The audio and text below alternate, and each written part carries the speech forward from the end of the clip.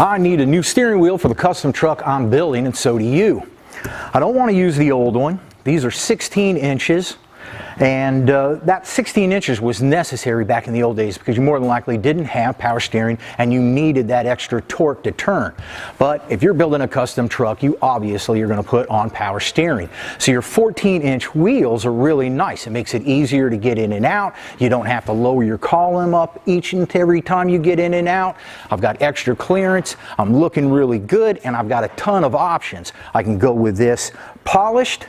I can go with it satin. I've got this nice black padded, or I can go with stained glossy wood.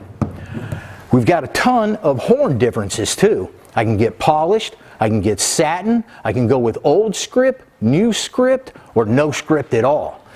Tons of options, looking really good, easier to get in and out of your truck. This is the way you're going to want to go when you're upgrading.